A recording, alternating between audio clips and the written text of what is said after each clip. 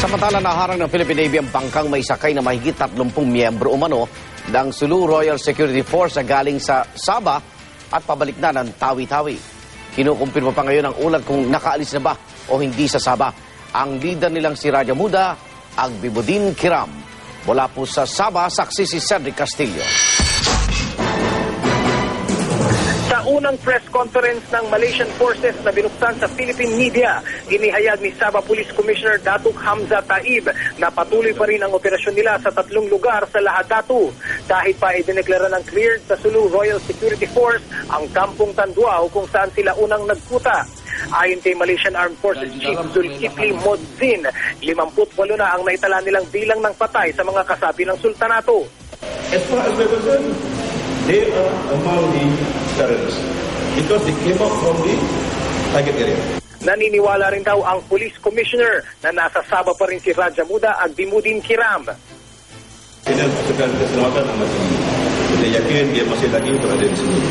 Kerana kalau sebagai seorang ketua dalam menduduki kita membuat serangan, sebagai ketua dia tak seharusnya lari.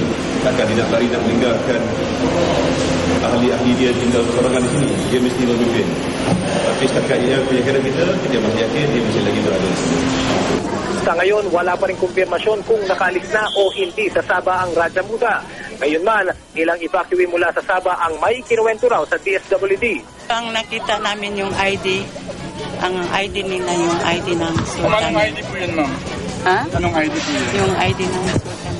Sabay sila kasi isang lancha yata yung... Ang tanging impormasyon mula sa Philippine Navy ay ang pagkaka-intercept nito sa bangkang may sakay na 30 lalaki at isang babae na miyembro raw ng Sulu Royal Security Force galing Sabah at pabalik na ng Tawi-Tawi. 6 sa kanila ay may matataas na kalibre ng armas. Wala pang komento ang pamilya Kiram sa umunoy pagbabalik ng mga tauhan nila at ng kanilang Raja Muda.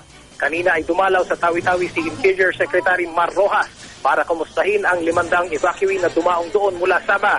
Sa gitna ng sunod-sunod na balita ng pag-aaresto at pang-aabuso umano sa mga Pilipino sa Sabah, partikular ng mga tausug, nangangamba ang Council of Royal Datus ng Sulu na may nagaganap umanong ethnic cleansing. We believe that the Malaysian is making black propaganda. They are killing males tausug there, civilian tausug, and they make it appear to the public that they are soldiers of Sultan Kiram. No, they are not.